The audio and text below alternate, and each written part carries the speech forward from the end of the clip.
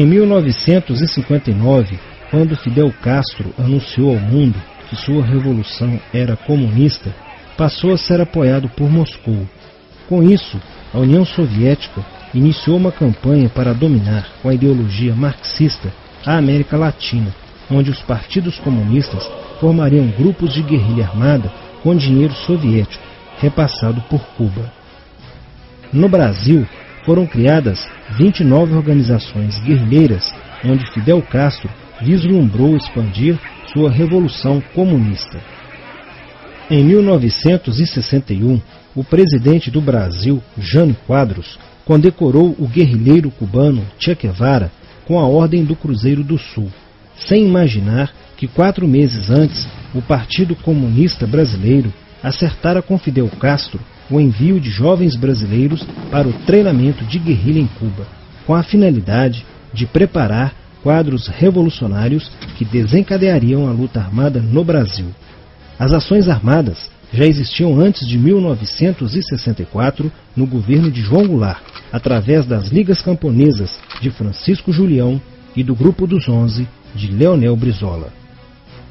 Com a chegada ao poder, em 1964, do presidente Castelo Branco, centenas de comunistas e políticos de esquerda refugiaram-se no Uruguai, onde formariam a Frente Popular de Libertação, que a partir de 1965 empreenderia atos de sabotagem urbana e focos de guerrilha rural no Brasil, principalmente na Serra do Caparaó, cujos guerrilheiros, apoiados por Leonel Brizola, foram combatidos e vencidos por tropas da Polícia Militar de Minas Gerais.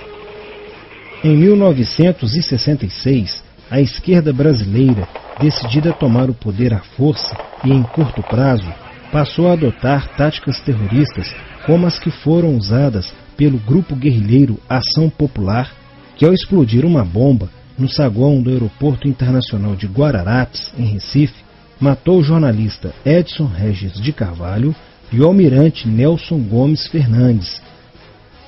A influência da Revolução Cubana passou a servir de modelo para muitos revolucionários como Carlos Marighella, do PCB, que em 1967 viajou a Cuba e participou de um evento sobre a propagação da luta armada no território brasileiro.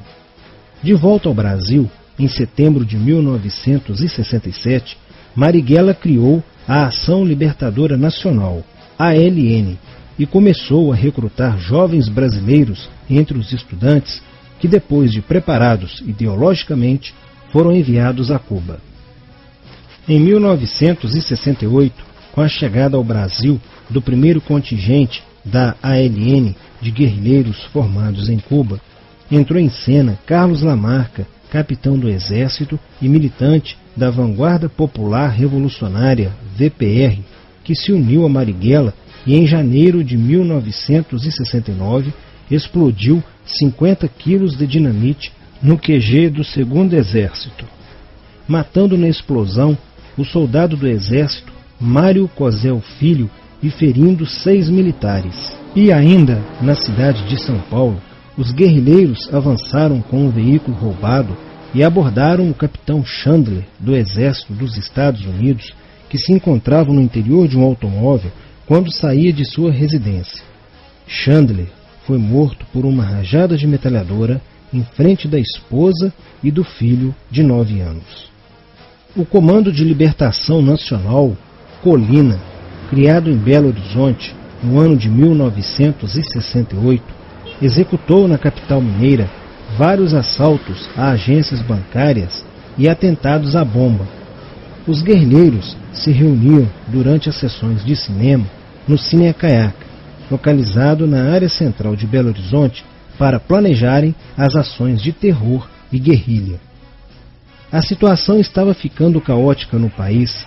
Os guerrilheiros praticavam atentados à bomba nas grandes cidades, matando e ferindo vários inocentes, aumentando a insegurança e o medo da população, que passou a exigir ações imediatas do governo brasileiro para acabar com a violência praticada pela guerrilha.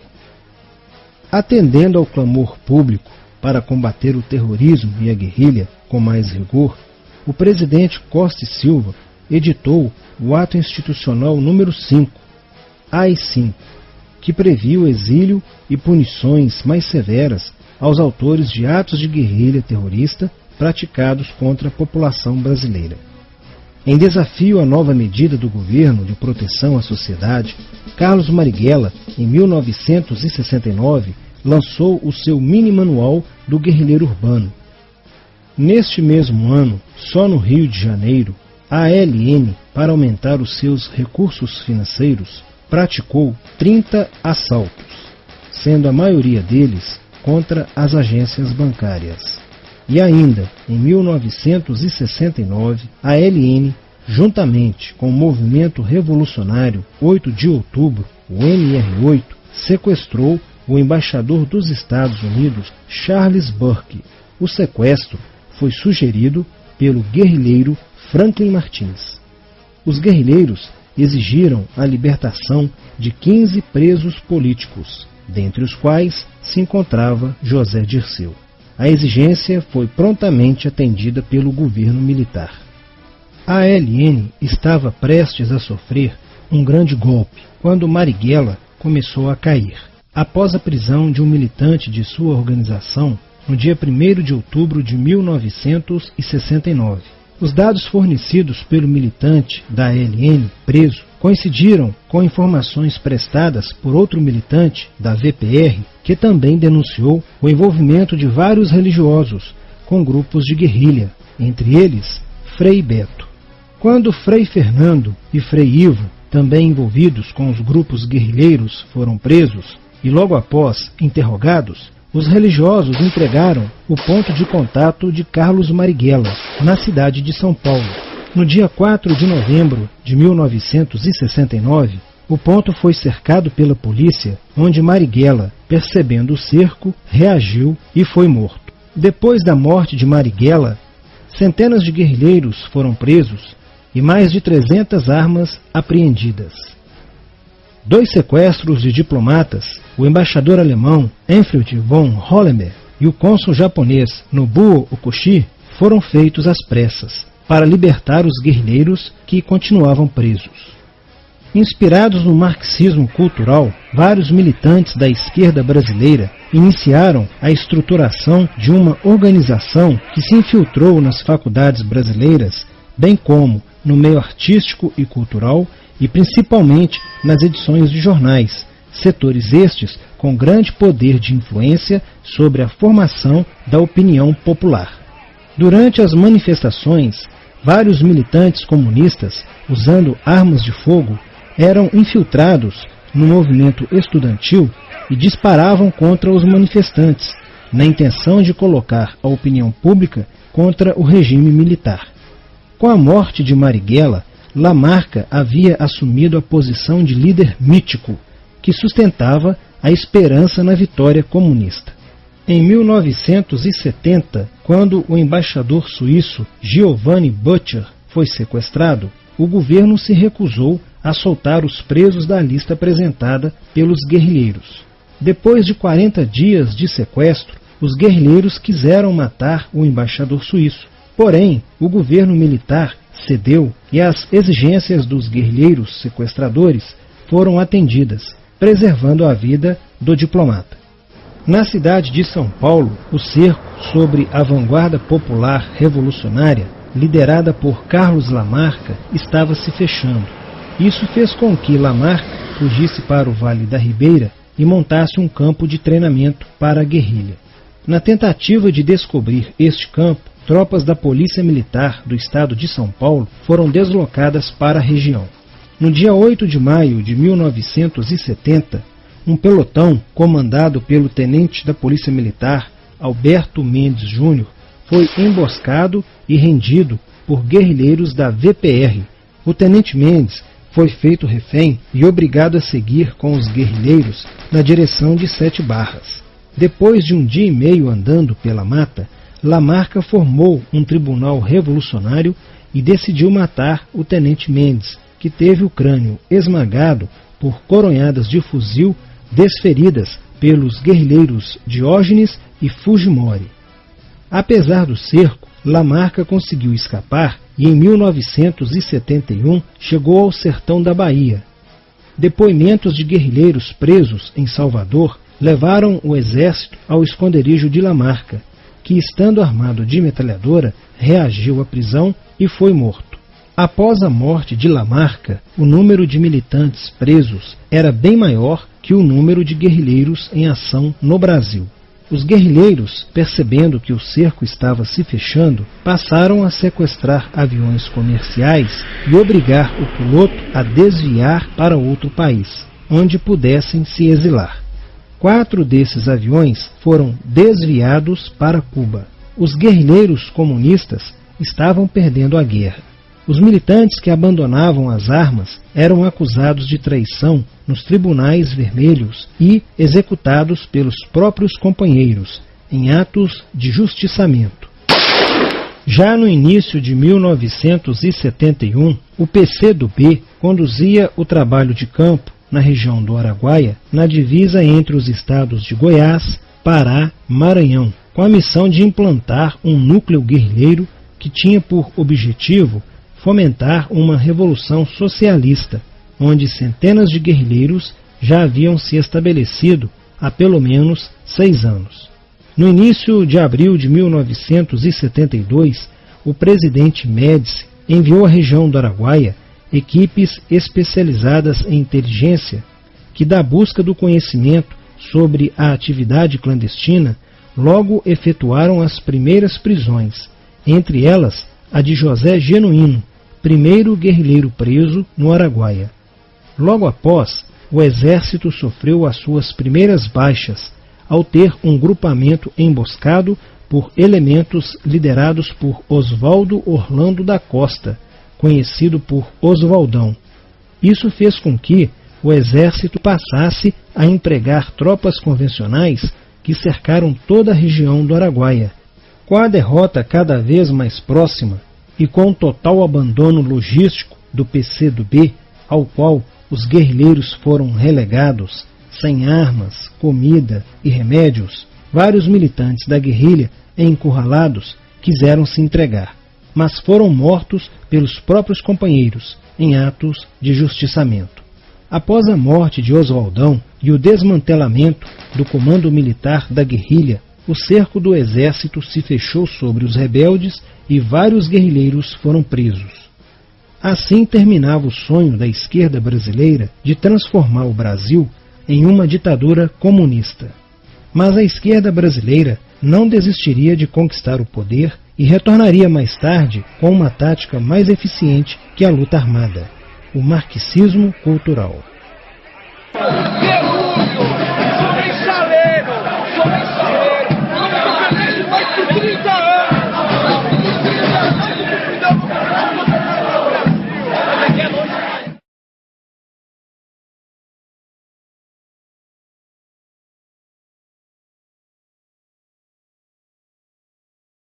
Povo brasileiro, dia 22, às 15 horas. Conto com vocês lá.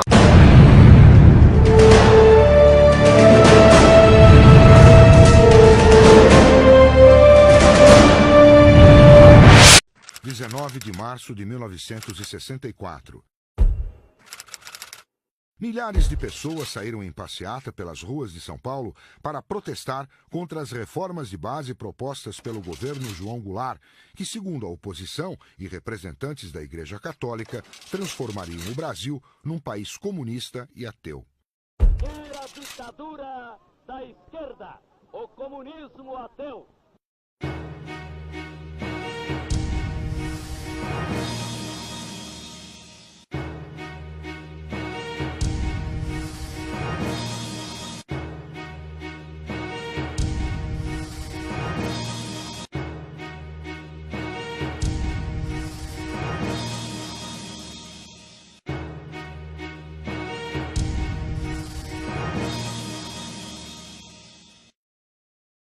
Aqui estamos ao lado de figuras que comparecem ao lado do povo, figuras de destaque do mundo político brasileiro, que vieram trazer a sua solidariedade ao povo de Santos, que começa a lotar por completo a Praça dos Andradas. A Marcha da Família com Deus pela Liberdade foi convocada através dos jornais por associações religiosas, cívicas, femininas, anticomunistas e os partidos políticos de oposição ao governo federal. As mais de 100 entidades civis envolvidas foram coordenadas pela União Cívica Feminina, fundada em 1962 por mulheres de empresários e militares paulistanos, e também pela Campanha da Mulher pela Democracia, fundada no Rio de Janeiro por padres católicos e esposas de empresários cariocas. A organização das entidades era apoiada financeiramente pelo Instituto de Pesquisas e Estudos Sociais, o IPES, entidade fundada e mantida por empresários paulistas e cariocas. A organização da marcha teve apoio do governador de São Paulo, Adhemar de Barros, que não foi, mas mandou a mulher dele, Leonor Mendes de Barros, como representante. Os historiadores atribuem à Marcha da Família com Deus pela Liberdade a legitimação que viria em 31 de março daquele ano.